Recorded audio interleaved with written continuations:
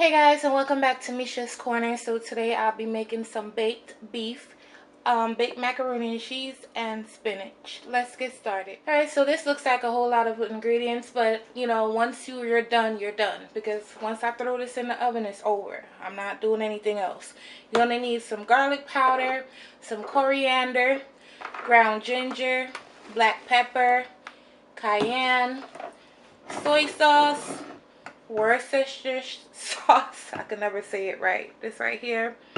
You're gonna need a can of fire roasted tomatoes, and I'm also gonna use about 6 large cloves of garlic and 1 medium yellow onion. Alright guys, so I put all the dry spices down in here. I forgot to tell you guys what this is. This is pork shoulder pot roast, and what I did was I made it thin slices. I made slices out of it like you slice bread. I sliced it just like that because that's the shape I want once I take it out. Now to this, once you add all the dry spices I just showed you guys, you're going to add your soy sauce. At this point, I am not adding salt to my dish because soy sauce has a lot of salt, guys. So I'm not using any salt down in here. Worcestershire also has salt. So you want to be careful with that, but feel free to add salt to your dish for taste. We're going to mix this up and allow it to marinate.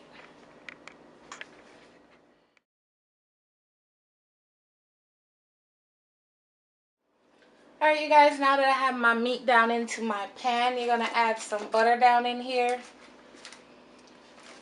You can use olive oil, you can use coconut oil, you can use whatever oil or fat you prefer. I'm using butter. Then you're going to take your onions, thin onion slices. I already seasoned the meat with some onion, but I also want to put some on top. I want to make sure this is well seasoned because this is it.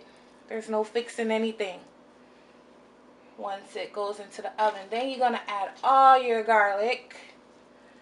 This is crushed garlic. Crush 6 large cloves of garlic crushed.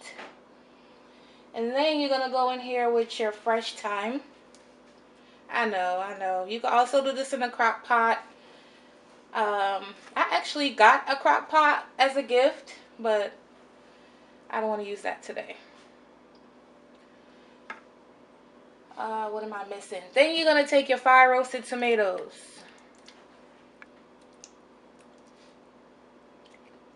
And spread it out. Sprinkle, dink, dink, dink, dink.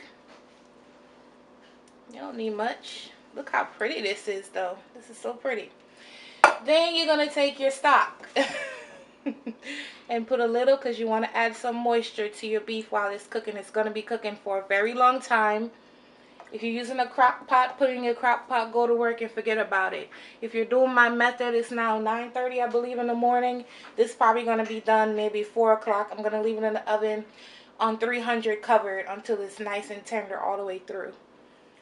Alright guys, so on to the macaroni and cheese. I just grated my cheese right here. I'm using pepper jack, sharp cheddar, extra sharp cheddar, I'm sorry, and some Gouda. These are the slices. I'm just going to stick the slices down in there. All I used was these little tiny 8-ounce. Yeah, those are the 8-ounce package block cheese, Kraft, and I grated it. I don't have hot sauce currently, so I'm going to use gochujang, which is also a hot sauce. It doesn't matter. We're only using a little bit. Garlic powder, black pepper, eggs, milk. Pretty simple and easy. Alright you guys, so now we're going to get straight to it. In my bowl I already have milk. Remember, all ingredient measurements are in my description box. And yeah, so to this I'm going to add my gochujang, which is my heat. If you have hot sauce, use your hot sauce. Garlic powder, you want to season this to taste. And as you can see, I'm seasoning it before I add my eggs because I want to taste my mixture before I add the eggs down in there. The raw eggs down in here. I'll make sure you salt to taste. Alright guys, now that the mixture is to my liking, I also added my fresh thyme down in there. You're going to add your 2 eggs.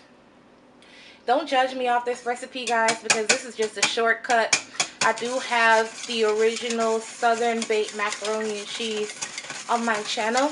On top of that, I have over 12 other macaroni and cheese recipes here on my channel. I have a playlist, so you might want to check that out if this macaroni and cheese is not to your liking. Alright, you guys, so now you're going to take all of your cheese that we grated. Remember to leave some to put on top. Didn't take much to make this macaroni and cheese because I'm not making a big old pan.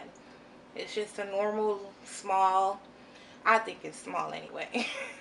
Because I'm always cooking in bulk for other people or for my family. So the pan I'm making today, to me, that's not small.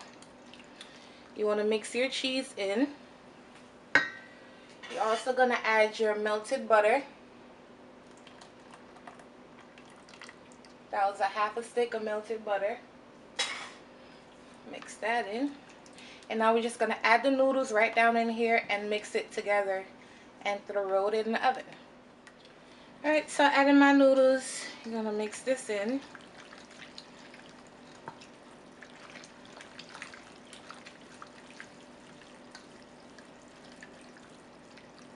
Now we're going to throw it in the oven.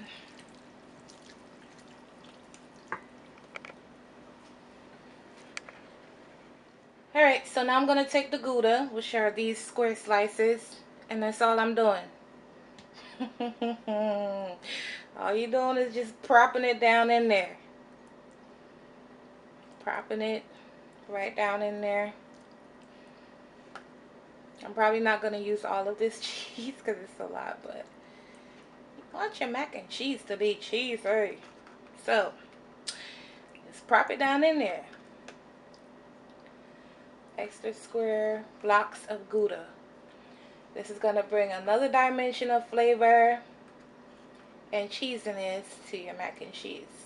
I'm going to cover this and pop it into a 375-degree oven covered. And then I'm going to pull it out, cover the top with cheese, and let it go another 10-15 minutes. And that's it.